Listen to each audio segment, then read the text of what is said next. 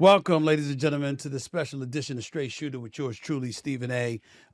I could not avoid tackling this subject, nor could I avoid having on my guest to talk to me about it because he spent so much time educating us about the case, the nuances, the do's, the don'ts, the highs, the potential lows, the potential outcomes, et cetera, et cetera.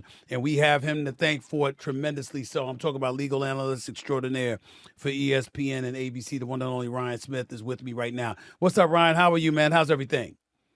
I'm doing great, Stephen A. How you doing?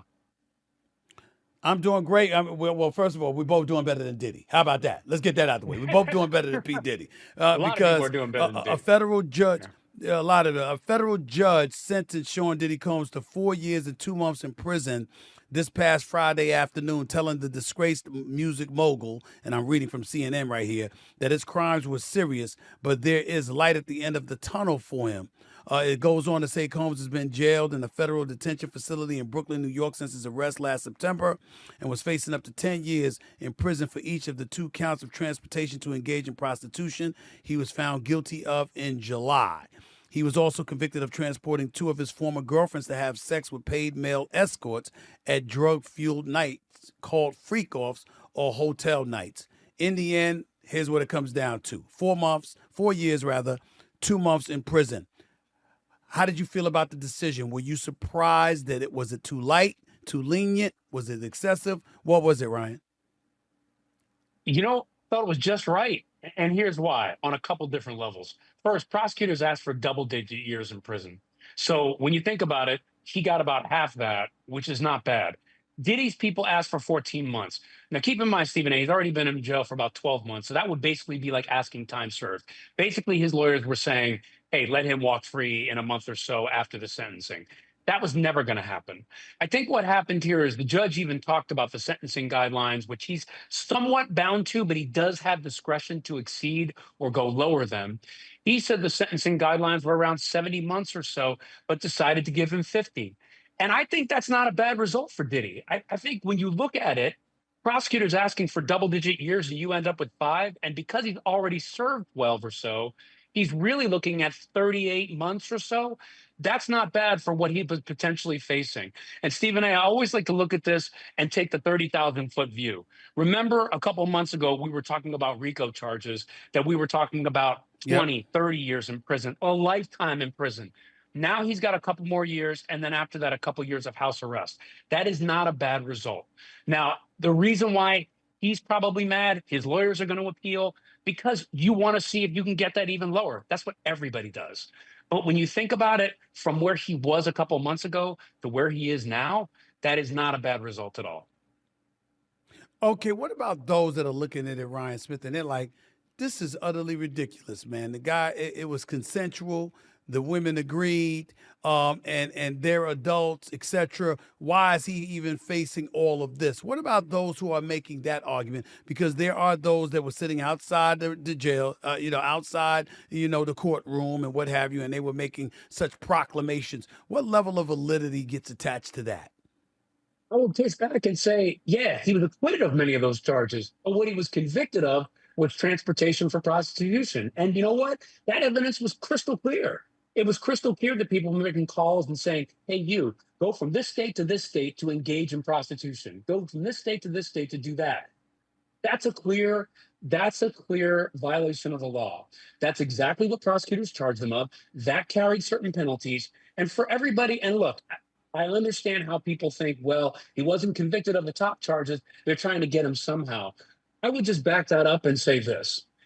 There are many things in this case that he was acquitted of, most of which carried most of the time in prison. What he was convicted of was the smallest stuff. And what the judge chose to do within his discretion in many ways was say, on that stuff, I'm going to give you time in prison.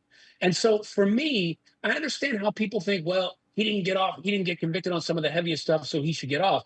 My problem with that is, hey, if someone does something to you and it's been proven that they did it and it's against the law and they were convicted, would you not want them to serve that time?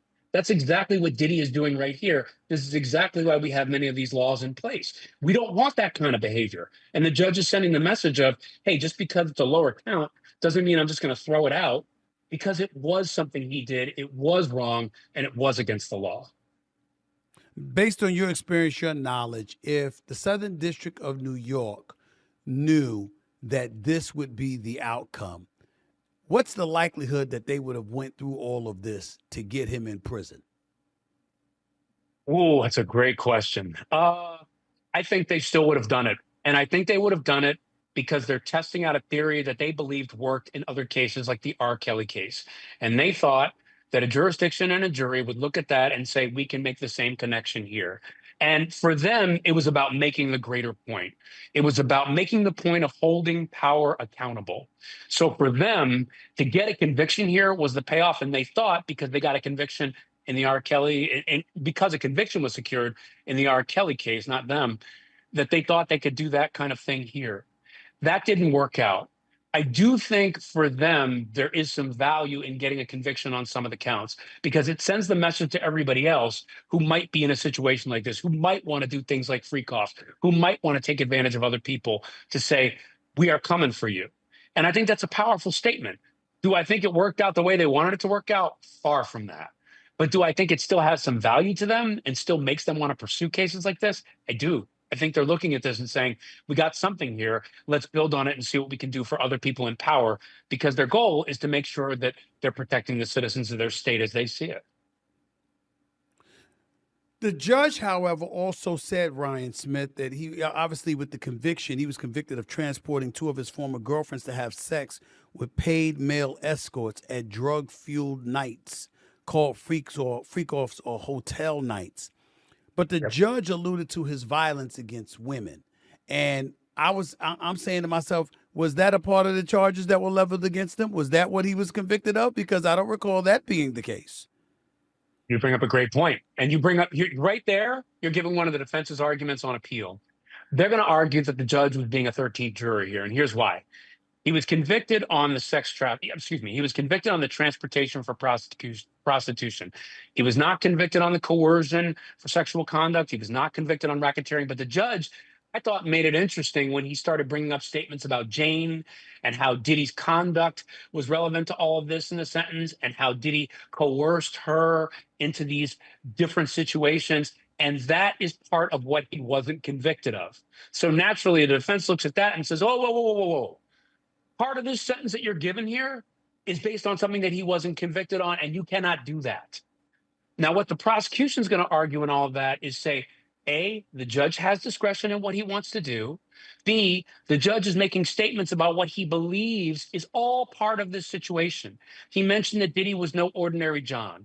He mentioned that he wants to deter this kind of conduct. He mentioned that he's worried that Diddy might go and do things like this again if he just lets him off with a light sentence.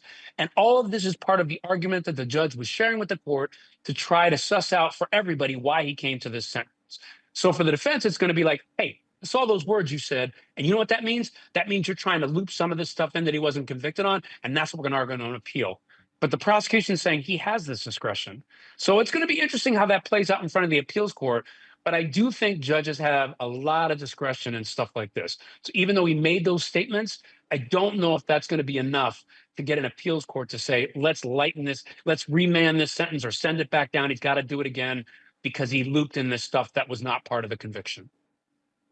Well, in witnesses, and particularly somebody like former girlfriend Cassie Ventura had expressed fear, of retaliation and things of that nature. That's not something that the judge appeared to address with this sentencing. So one would argue that if you're going to get out in 38 months, which is really 3 years and 2 months, because you've already served about, 12 to 14 months in jail already, one could easily argue, wait a minute here, this could be problematic because that ain't enough time for somebody to get away and to no longer fear for themselves the way they were expressing they were fearing for themselves when it came to Diddy. Since the judge brought up, the video brought up violence, domestic Yep. violence, et cetera, that didn't seem to be consistent with his sentencing. Why do you think that was?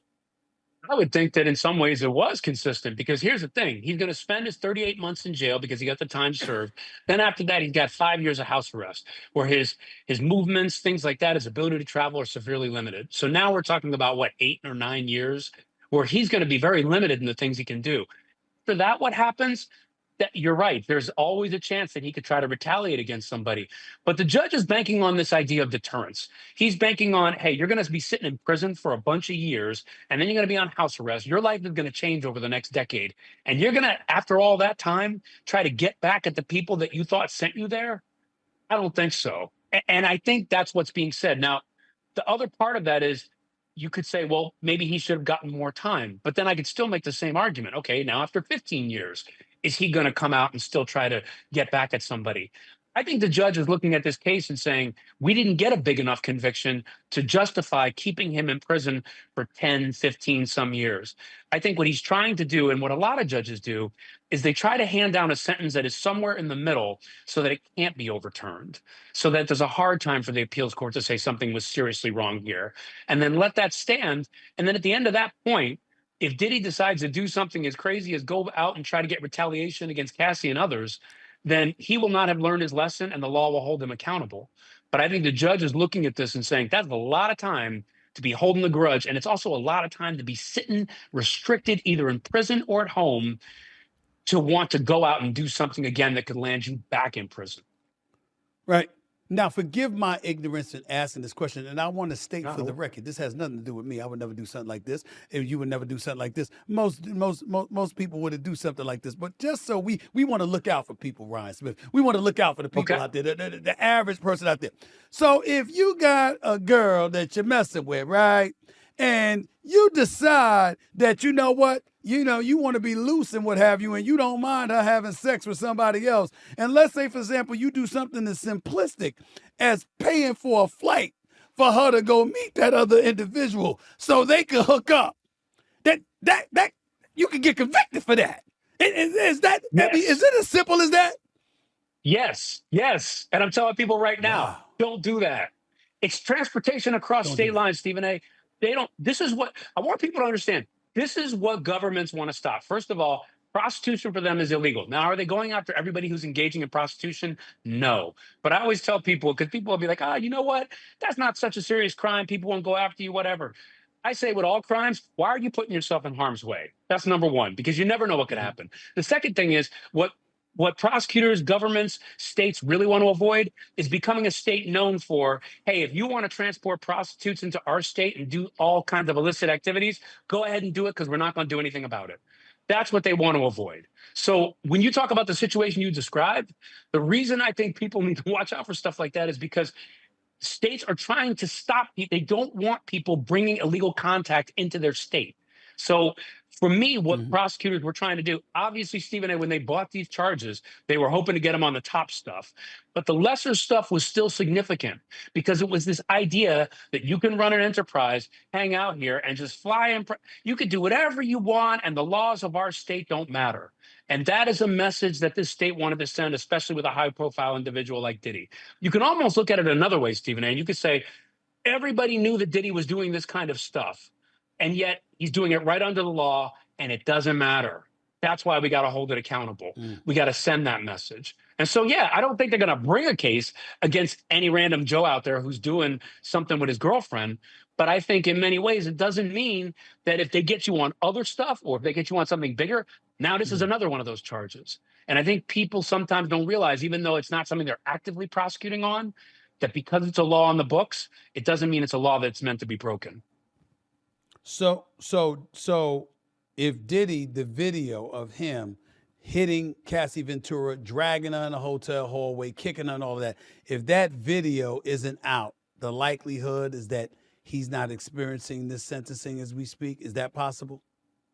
I still think that if no one ever saw that video, there never would have been a case. I believe that. And I don't believe it because people turned a blind eye to things. I believe it because this video was so explosive, so shocking for all of us, Stephen A., for all of us. It was so shocking that prosecutors were forced to do something. This was an imperfect case from the very beginning. This was never going to be a slam dunk.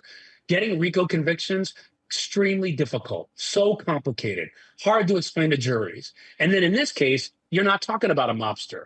You're talking about somebody who's doing illegal contact and we're trying to fit him into a theory. So this was always going to be a difficult case. But when that video came out, I think that the government had no choice but to do something. And this was what they came up with. So, not even so much a conviction. I think the whole thing, nothing would have happened unless in some other way Diddy's conduct would have been revealed. And it speaks, I think, Stephen A., very much to the fact of our largest society. Like all these people were involved in this, and no one ever would have really known about it, nor would there have been accountability if not for that video. Before I let you get on out of here, and I appreciate it, I just want you to reiterate what you explained earlier. After he's released from prison, assuming that's about 38 months, you're saying he's confined to his home for 5 years? Yeah, he's got 5 months supervised release. So normally that can be to his home. He's probably going to ask before his sentence is up to be released to a halfway house so he could spend some time there. That can end up getting him less time in actual prison. But there are going to be restrictions on his movement, things like that, for about 5 years. So, and that's not uncommon. Wow. Usually, when you get out of prison, it's not like I'm done. That's great. I don't have a probation officer or anything. He's going to have to probably stay in contact with someone, be restricted, but currently it's set at 5 years where he has to be accountable in some way. Could be in his house, could be somewhere else, but he is not going to be truly free until after that period. Wow.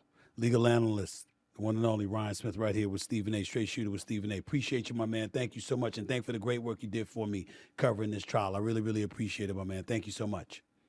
Anytime, man. Thanks for having me on. I appreciate it. All right. One and only Ryan Smith, best in the business, right here with Stephen A. Straight Shooter with Stephen A. Breaking down the whole Diddy case. Listen, he didn't get life. He didn't get 25 to 30 years. He didn't get that R. Kelly sentence. He got, I mean, look, it's hard to tell somebody they should be happy with 38 months, but he need to be happy with 38 months, ladies and gentlemen. He need to be happy with 38 months because it could have been a lot worse, especially with that incriminating video. Imagine if the prosecution had done a better job of pinpointing him with violence as opposed to try to get into prostitution. And we want to show that he's a violent individual that has abused women.